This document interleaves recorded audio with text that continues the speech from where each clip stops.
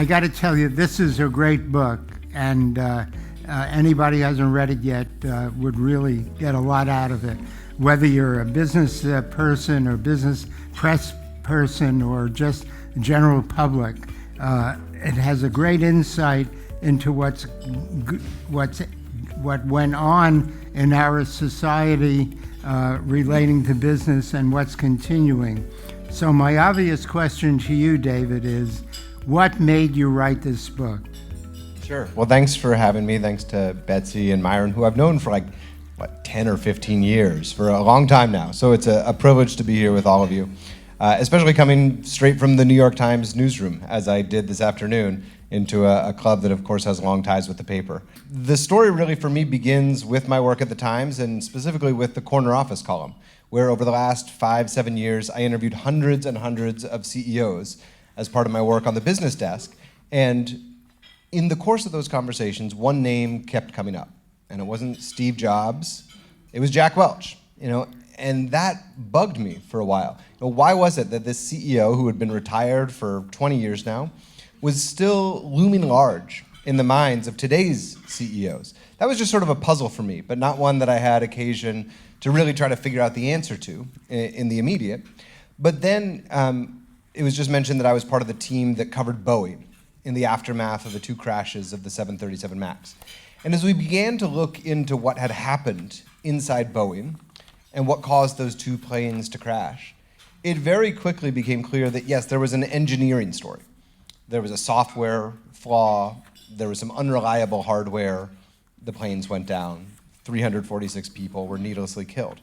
But as we tried to unpack how that had happened, right, that was the big question. How did something like that get designed at Boeing? It became clear that there was this cultural story as well. And when we tried to understand the cultural story, all roads led back to Jack Welch again. Starting in 1997 with the merger of McDonnell Douglas and Boeing, all of a sudden you had Harry Stonecipher, a Jack Welch deputy, becoming president and then CEO of Boeing, and deliberately, explicitly trying to make Boeing a company that resembled Jack Welch's GE. He was succeeded by Jim McNerney, one of the runners-up to replace Jack at GE, who continued with this, and they did all the things that Welch did. They went to war with the unions, they doubled down on outsourcing, they started directing profits not towards their workers and their supply chain, but towards investors in the form of share buybacks and dividends. And then even today, the current CEO of Boeing is Dave Calhoun, who at the time of Welch's retirement was a young buck at GE who was considered a dark horse candidate to replace Welch because he was such an uncanny replica of Welch in his prime when he took over. And while neither of those men, not Jim McNerney nor David Calhoun, was CEO at the time the MAX was launched, Calhoun himself had overseen the selection of Dennis Muhlenberg and the entire development process of the 737 MAX. And it was actually Jim McNerney, the second Welch protege to run Boeing, who greenlit the program and made this fatal decision to not design another new airplane to replace the 737, as they had been planning to do, but actually to double down on the 737 MAX in the span of a couple days in 2011, because they were worried that Airbus was going to steal their market share for this one big order from American Airlines, and that would tank its stock price. And so all of these forces, all of these men who had worked so closely with Welch, conspired to it. And in the aftermath of that story, as I was sort of processing things in the very first days of the pandemic, trying to get my head around that reporting, which had just concluded, and make sense of it all, those 2 pieces sort of clicked. And I said, oh my gosh, that in a way helps me answer this question as to why all these other CEOs seem to be so obsessed with him. And when I started looking around, I not only found so many other CEOs who had been influenced by Welch or actually studied directly with him, but I started to see his fingerprints all over our economy. David, you refer to it as Welchism.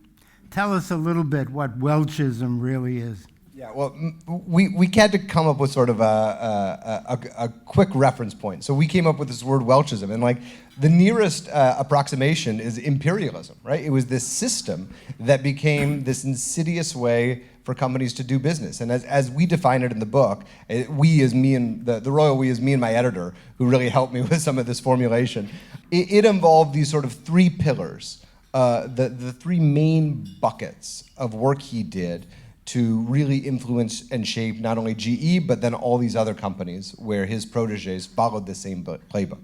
And that was downsizing, yes, in the form of mass layoffs, but also in the form of offshoring and outsourcing. It involves extraordinary deal making. Jack Welch did more than 1,000 mergers and acquisitions in his 20 years at GE. That's to the tune of 1 per week. And all of that was in the service of not only making GE more profitable, but just bigger, right? Bigger was better. And in the process of that, it got so far away from its industrial roots. But the real thing that allowed GE to be so profitable in those critical years when the stock went on this roller coaster ride was GE Capital. And that's the financialization I talk about in the book. And a lot of people don't realize, they think about GE as the maker of appliances and jet engines and medical devices. But in Jack Welch's heyday, and right through the early aughts when Jeff Immelt was running the place, the vast majority of the profits were coming from GE Capital. It was coming from things like high-interest credit cards and commercial real estate portfolios. And it got so extreme, their pursuit of finance, that in 2005, GE bought this company WMC, which was one of the largest holders of subprime mortgages. And so when the financial crisis hit, guess who was left holding the bag with one of the biggest subprime portfolios? It was GE, and that's why they needed a bailout from Warren Buffett and the federal government. David, go back a little bit. Tell us what GE was like before Welch took over. I don't have any personal memory of that. GE was this extraordinary company for so much of the 20th century. It was really, in many ways, the single company that brought our nation, and in many ways the world, into the modern age. They popularized, or even introduced in some cases, everything from the X-ray to the radio to electric lights, right? This was a company that traces its roots to Thomas Edison, that was there and responsible for so many of sort of the major technological marvels that we all now take for granted. And at the same time it was doing that, because it was so big so early on in the 20th century, it was one of these companies that helped figure out how to run a big organization. And so in addition to being a really exemplary company when it comes to manufacturing and industrial processes, it was also regarded as maybe the best when it came to organizational processes and how do you manage. Fortune magazine once wrote, when General Electric mints CEOs the way West Point mints generals, right? It had that reputation of turning out the best of the best corporate leaders, and it was regarded that if you hired a executive who had worked for GE, you were getting a absolutely top-notch CEO.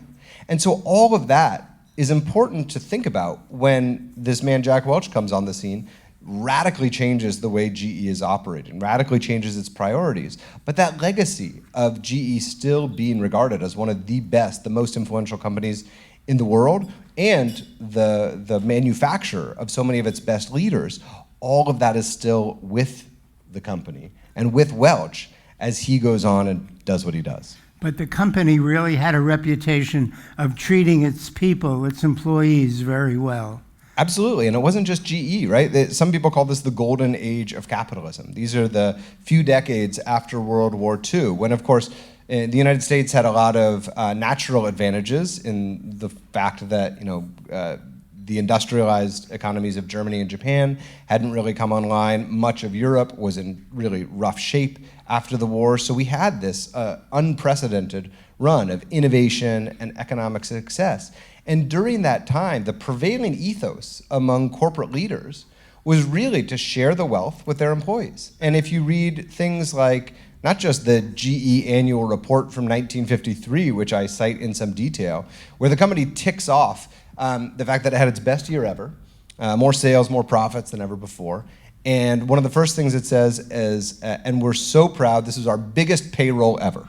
We're so excited to tell you about that. We paid our workers more than ever. That was the first thing they talked about. Then they said, and guess what? Next thing, we took better care of our suppliers than ever before.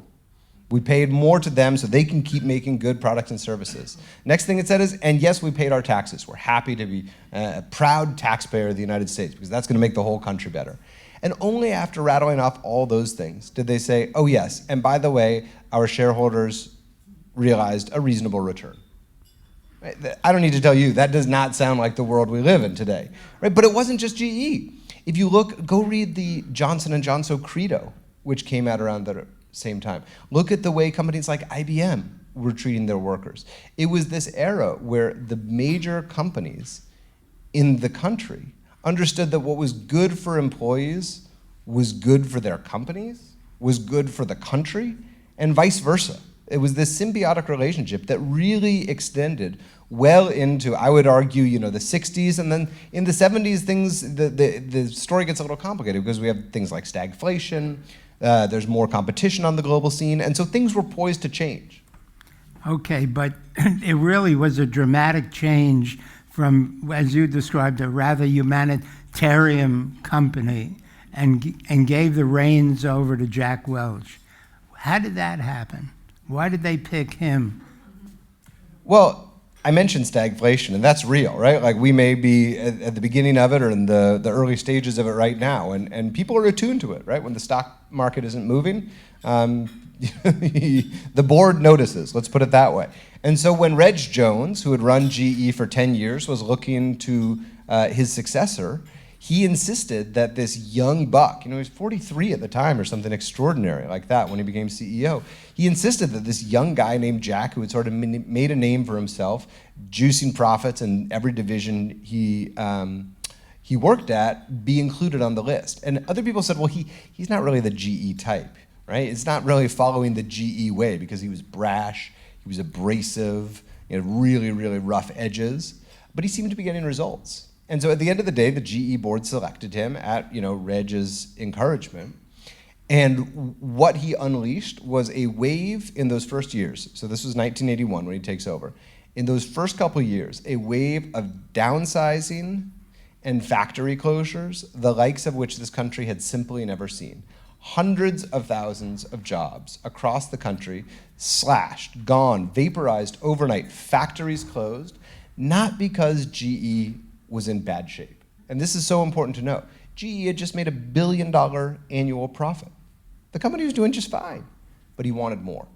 He thought those profits needed to be higher, and so he laid off 100,000+ people, ultimately 150 or so in those first couple of years, and he earned the name Neutron Jack, right? People called him Neutron Jack after the neutron bomb, which supposedly kills everyone while leaving the buildings intact.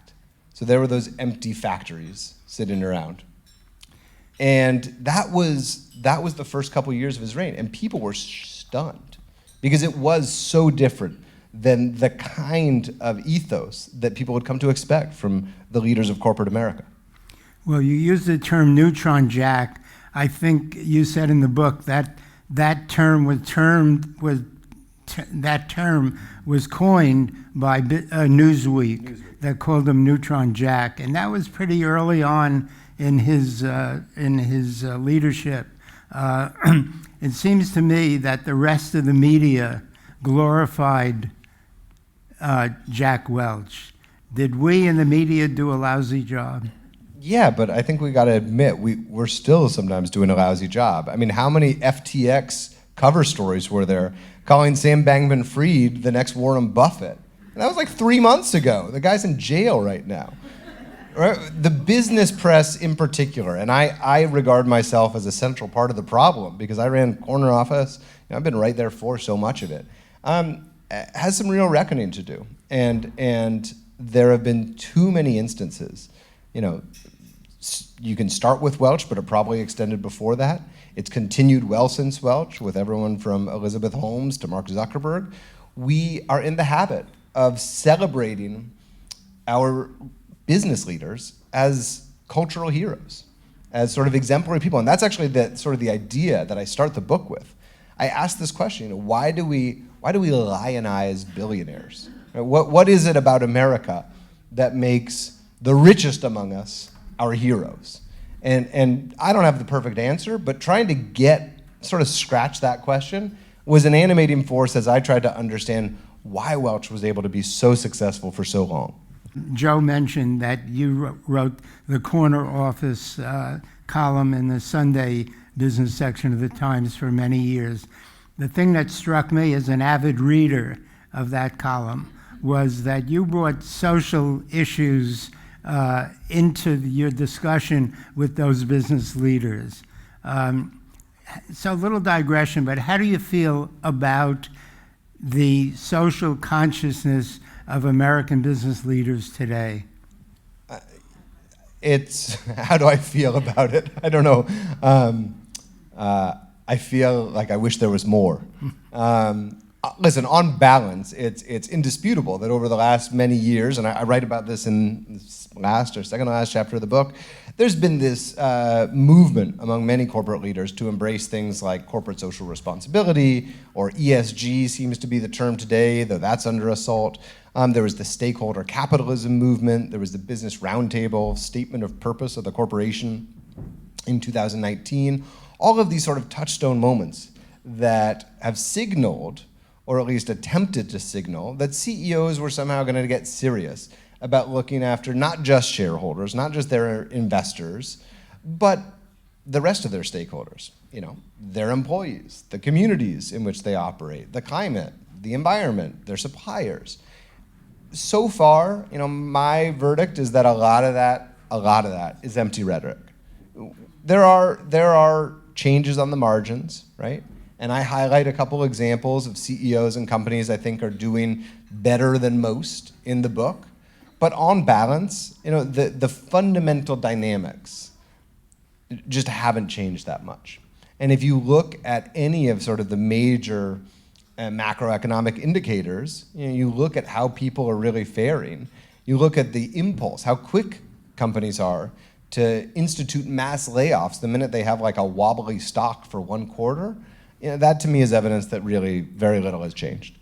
With Milton Friedman, the economist who popularized the idea that the only thing a corporation is there for is to maximize returns to shareholders. Did Milton Friedman have influence on Jack Welch? Undoubtedly. And in fact, in Welch's autobiography, he effectively quotes that very passage from Friedman verbatim. He says, at the end of the day, a company's job is to make money for its shareholders, full stop. I think it's the end of one of his first chapters, right? He sort of just lays the groundwork there. But Milton Friedman, right, he didn't just influence Welch. He influenced this whole generation of people, and Friedman is quoted even today. I mean, in my reporting, I can't tell you how often bankers and lawyers and PR people sort of invoke him as as an excuse for why they're misbehaving. They say, well, Friedman made me do it. Switching back to GE particularly, GE was noted for its innovation in creating new products and whatever, and that's done through research and development. What did Jack Welch do to the research and development area of GE? Well, he cut a lot of it. I mean, there's just no doubt about it. The numbers tell the story there, and there was less money going towards things like R&D. And what that meant is that the company had to go looking for growth, not through the organic growth that it was going to be getting by great R&D, but through inorganic growth. And that helps explain this rush to go do deals. And in fact, when I spoke with some of the CEOs that left on their own accord from GE, and I asked them why they left. And this is, for example, Omar Ishrak, who went on to run Medtronic, really successful CEO at a really successful medical device companies in the Midwest. The question was, why did he leave? He was potentially on track to run GE one day. He was that good. He was super senior at a young age. He had everything going for him. And at the end of the day, the answer was they weren't letting him innovate. He didn't have the budget to try to create things. It was a pressure, this relentless pressure to sell as much as what we have right now, like whatever SKUs you got, maximize that and maximize your margins on them. and then we'll try to buy some more things to fold into the portfolio. But there's very little regard given to that kind of research and development. And again, relate that to what happened at Boeing. Now, the 737 was introduced in the 1960s when the Beatles were still playing, right? And it's still the plane people are flying in. And it's because, a big reason, and that's the way it is because Boeing has just simply not done the work and spent the money to figure out what a truly modern, mid-size passenger jet for the 21st century should be like. They just haven't done the work. They haven't put the money there. They know they need to, but they keep kicking the can down the road. In Jack Welch's days, did GE come up with anything notable in the way of new product, a new development? A lot of people say that the most notable new product launch on Welch's watch was CNBC. Essentially Sports Center for stocks. That was about it. It was CNBC, MSNBC, but very little in the way of real, genuine product innovation. And that's what it had been noted for in its prior career, right? Unquestionably. So the fact that there were no new incentives, and you mentioned that he was responsible for 1,000 acquisitions? More than 1,000 total mergers and acquisitions and disposals. So that includes selling companies. And how many of those were successful?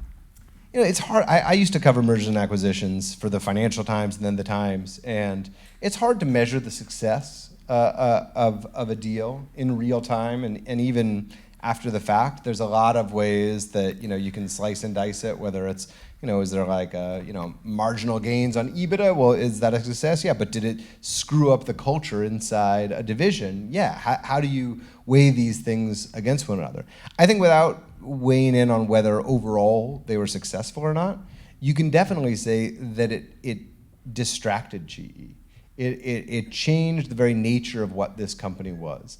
And it changed it from being a really tightly focused industrial manufacturer that was committed to creating the absolute best quality products and services that it could, into this sprawling multinational conglomerate that would buy anything it could in almost any market in the world simply to get that little edge on its competitors in any given market, with very little regard for how that new acquisition fit into the overall strategy.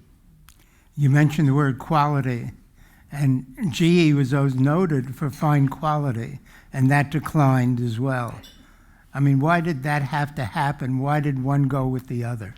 Well, think about it. When you stop paying your workers as much, when you start outsourcing more to factories, sometimes it's not that outsourced products are inherently inferior, but you lose control of that supply chain. You start using cheaper materials to try to boost your margins. You start having fewer quality control staff up and down the supply chain. It's inevitable. And the same kind of thing has happened in Boeing. We documented this again and again at Boeing. We did deep investigations into the factory in South Carolina where the 787s were made. And this was, again, sort of the direct result of the Welch strategy, where Jim McNerney said, we're going to start building the new 787 Dreamliner, but we're not going to build it in Seattle. We're not going to build all of them in Seattle. We're going to open a new factory in South Carolina. But South Carolina is a state with no historical aviation manufacturing base. There's not generations of men and women there who know how to build airplanes. So you're starting from scratch. They had to train them. They're not unionized, so they could pay them less. And guess what? The planes that came off that assembly line were absolutely flawed. It got to the point where some airline CEOs told Boeing that they would not accept planes, they would not expect 787s that had been built in South Carolina. They only wanted the ones that had been built by the unionized workers in Seattle. That's interesting. Fortune magazine, I think it was in 1984, had a big article on Welch, and they said he was the toughest boss in America. And some people thought that was not a good idea, but a lot of industrial America thought, hey, that's the way we should go as well. How was that exemplified? Yeah, I mean, this is part of that cultural change from that golden age mentality where CEOs and executives really sort of felt some common ties with their everyday workers, and there was a sense of collegiality and camaraderie, to this cutthroat era of American capitalism that I think Welch really helped usher in. And that manifested in all the ways we've already talked about, but also manifested in the fact that, like, he was a mean SOB. This guy would, like, curse and argue his way through every single day. And listen, credit where it's due, he was insanely smart. This guy knew more about just about everything than anyone he was talking to. So if you ran a division for him and you had to go have a meeting with him, you better know absolutely every answer to every question, because he probably did already, and he was going to try to call you on it. So he was enormously smart. He was enormously sharp, and he was really, really, at times, cruel. He would berate people.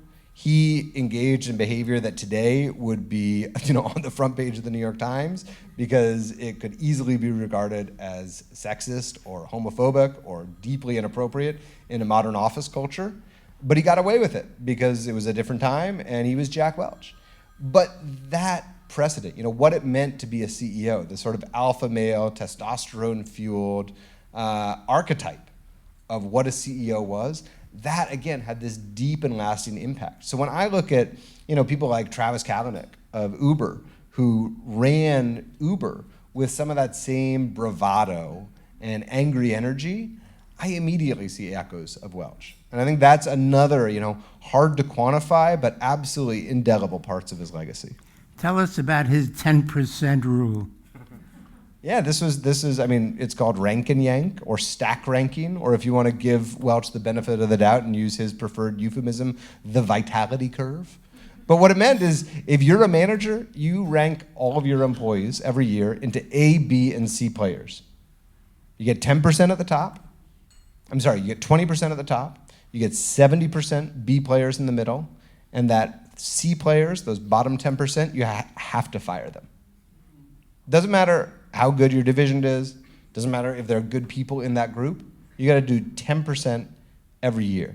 And that's still with us today. Steve Ballmer did it when he ran Microsoft. Adam Newman was doing it when he ran WeWork. Elon Musk, when he earlier this year said he was having bad vibes about the economy, the first thing he did was cut 10% of Tesla's workforce just for fun. But I'm a shareholder of GE during Jack Welch's time. I did pretty well. You sure did. What's wrong with that? Well, I think this is really the central question of the book, right? There's nothing wrong with doing well. And I'm a capitalist, and I want, I work for a for-profit company that's publicly traded. New York Times, I want it to succeed. There's nothing wrong with that. The question is, at what cost, right? And to whose detriment? So GE, as I mentioned, was profitable before he took over.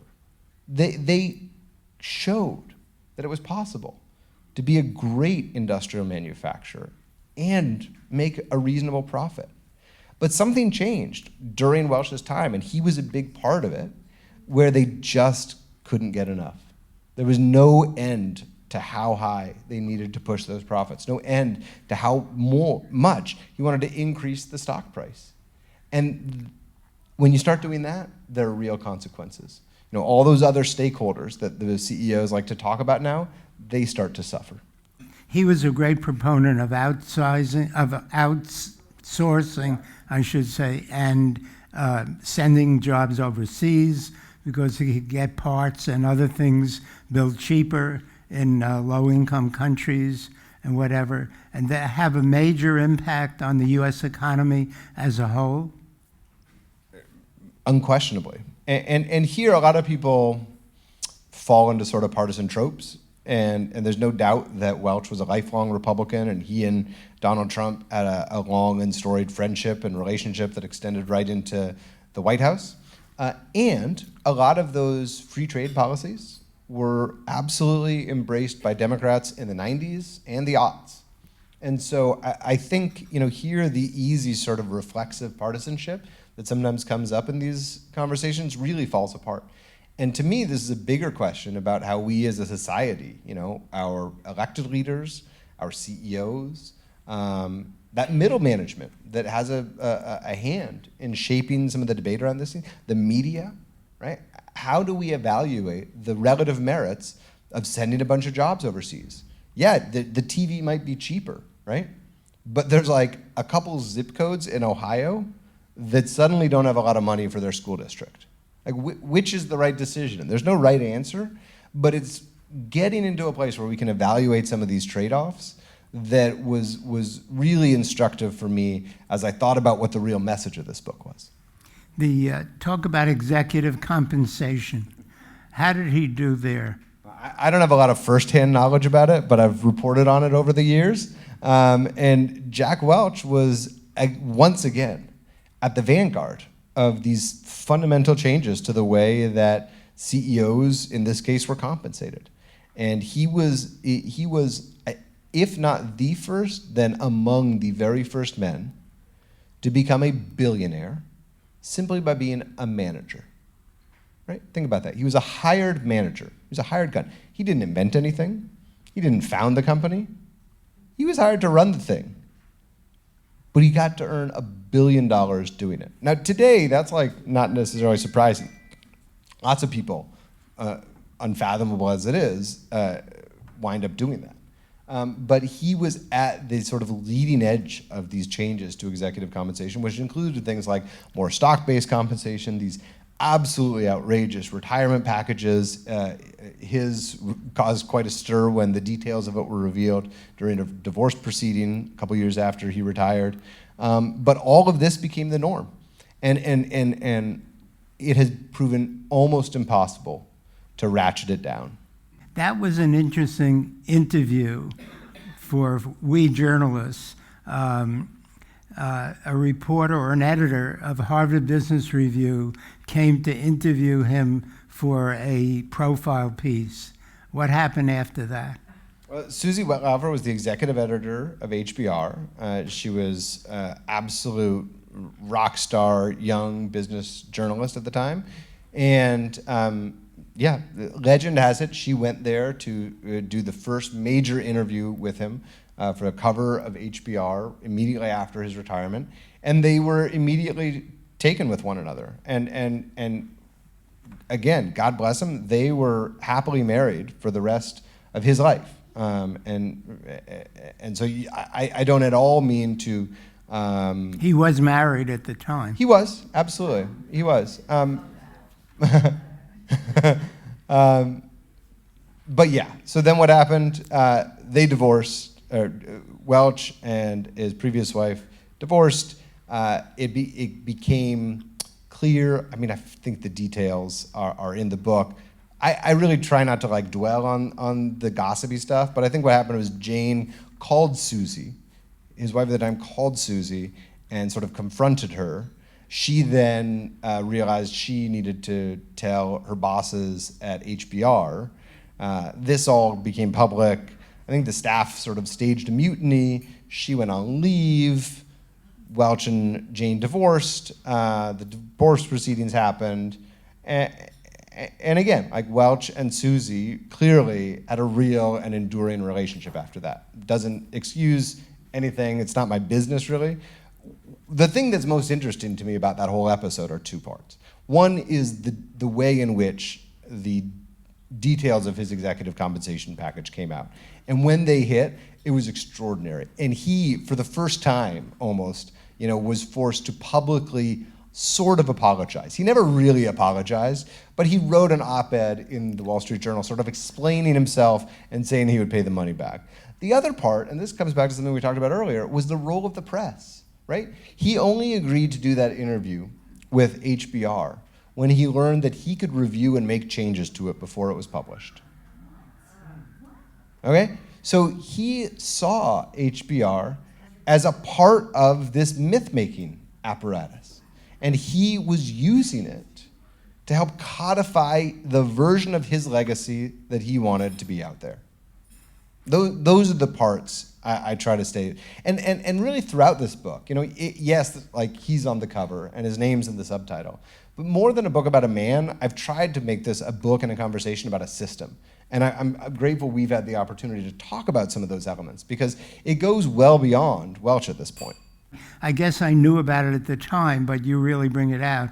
In the divorce proceedings, in the settlement, which came, by the way, eventually to $128 million to his first wife, the idea of the perks that, well, his contract, termination contract or whatever you call it, the details came out that were astounding. The one that I remember, that all the perks he had as chairman and CEO were to be continued in his lifetime. For life. The jet, the flowers, the country clubs, everything.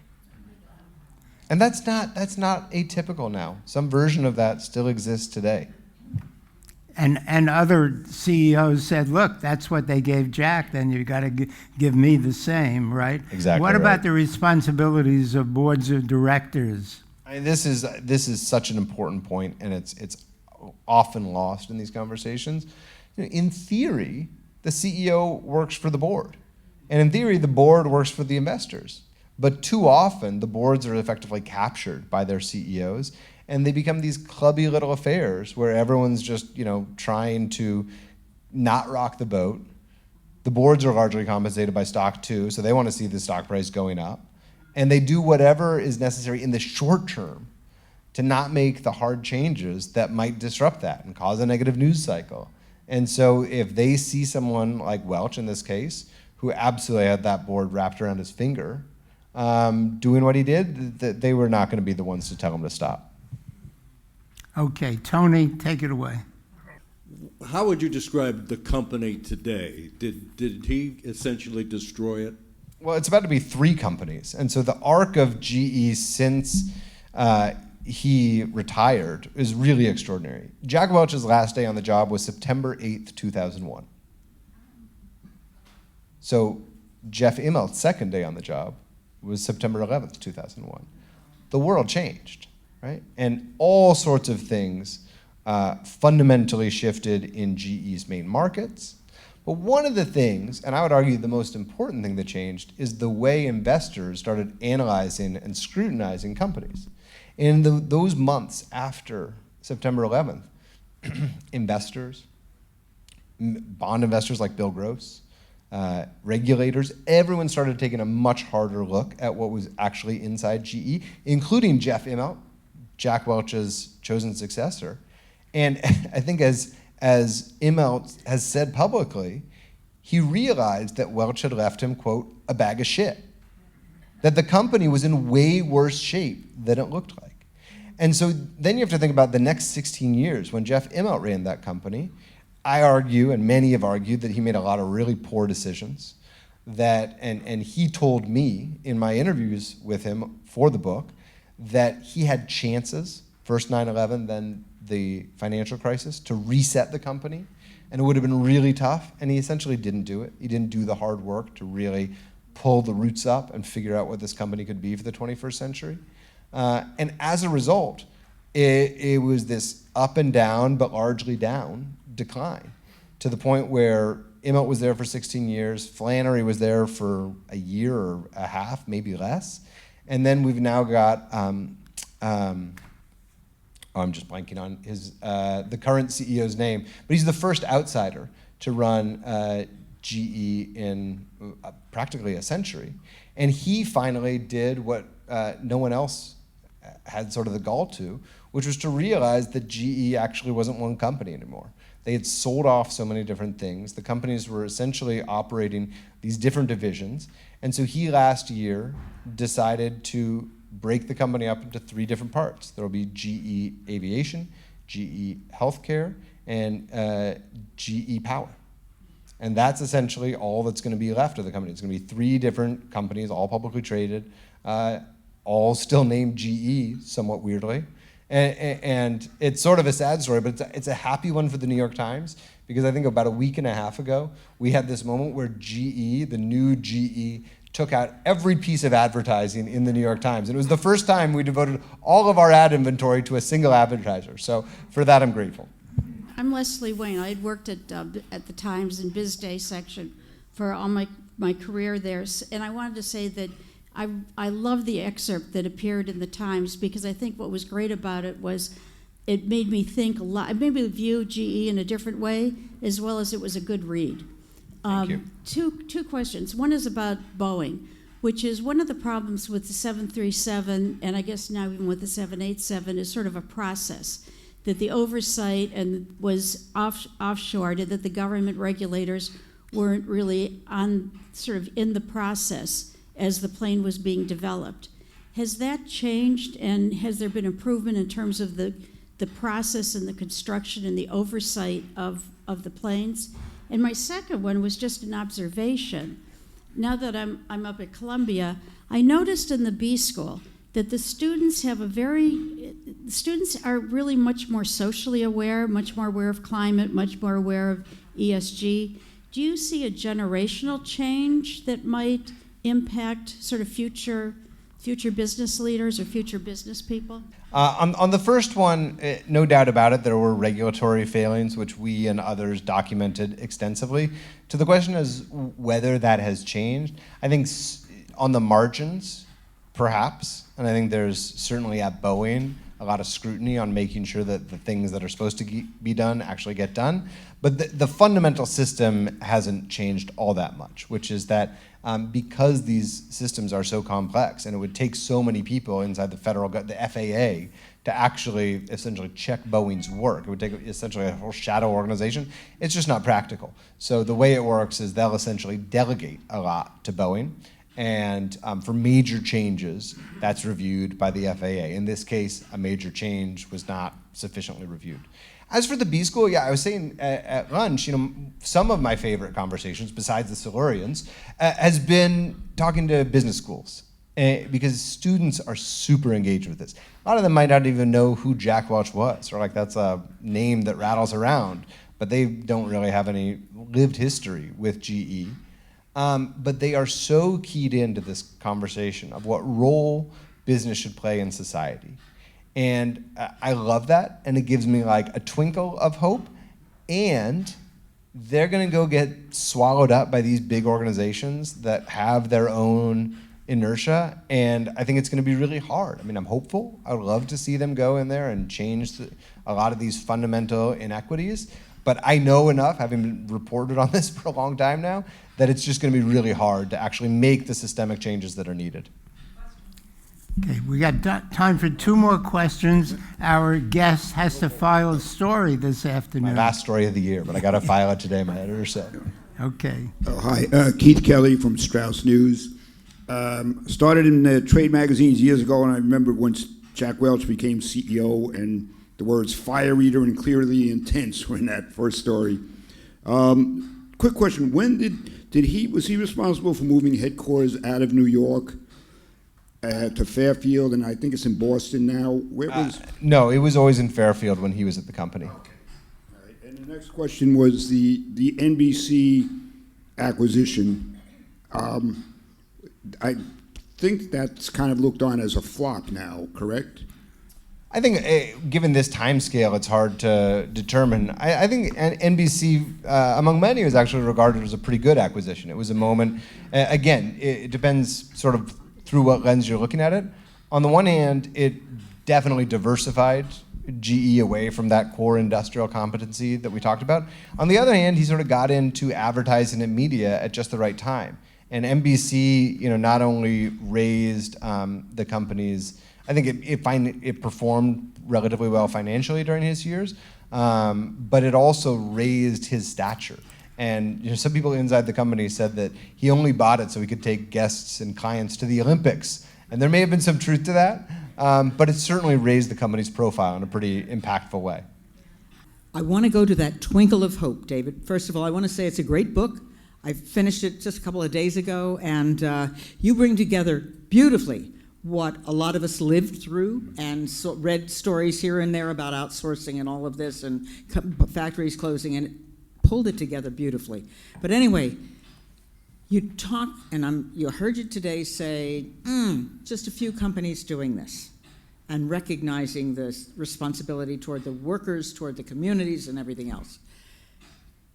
Welch made his reputation saying, in a global economy like we now have, we can't compete doing that. We can't be the nice guy and support the community and support the workers in the community. We got to cut. We now see what it did, and the people that it left behind, who are the Trumpies who feel that they've all been devastated. How can we get back? Do you see a way for enough companies to get back to compete on a global scale to bring us back to a healthy economy? Yeah. That is the question. And the story I tell in the book is really almost an 80-year narrative, starting in the last days of World War II and taking us right to the present day. And if you think about it, the pendulum sort of swung very gradually away from that golden age of capitalism and into this era of shareholder primacy that we're still living in. And so the way I think about this moment and the emergence of things like stakeholder capitalism and this twinkle of hope that I hear in the B schools is, maybe this is that moment when the pendulum pauses and starts to swing back. But even if that's happening, right? Even if it's on the maybe precipice of moving back in a more equitable direction, it's going to take a long time, right? It took 80 years to get all the way here. It's probably going to take years and years and decades to get somewhere back in the middle. And even then, the forces that are entrenched right now are so intense. And the powers that be have such a vested interest in keeping these economic systems working in the way they currently do. I think it's going to be a lot of resistance. So I try to remain optimistic, but also sort of realistic in my assessment of how fast this could move. First of all, let me thank you for a very fascinating talk, and thank you, Mike. And thank you, Mike, for asking some provocative questions. Really good, really a good combo. You guys should go on the road. So I have a question, but also a point. You can see the consequences of what Welch did in a city like Pittsfield, which was the center of the Berkshires. And, we've been going up there for almost 50 years. And Pittsfield, which had this giant plastics factory for GE, once it closed it, the town just became a seedy mess. And it's now coming back very strongly because of tourism and theater. But it took a long time to happen. So the question I have is, could you draw a line between Jack Welch and Elon Musk? I think the excerpt that you generously referred to was called How Jack Welch's Reign at GE Explains Elon Musk's Twitter Feed. So I've done exactly that. And that was largely sort of remarking on the ascendance of sort of the imperial CEO and our deferential and obsession with CEOs in this very, I would argue, unhealthy way. But I think, as I said at lunch, a lot of the neat comparisons between Welch and CEO XYZ fall apart pretty quickly, because with the exception of maybe a company like Amazon, and even then there are limitations, no company had the sway that GE did in its heyday, right? GE was responsible for something like 1% of GDP. Jack Welch was a CEO who mingled with presidents, who was essentially a statesman. And the impact he had on all these other CEOs, the impact he had on business school curriculums, on the boards of directors, not only at GE, but at all these other companies, is just unparalleled, and I think will remain unmatched for a really long time. So I say he's one of one, which is why I wrote the book. Read the book. Thank you all.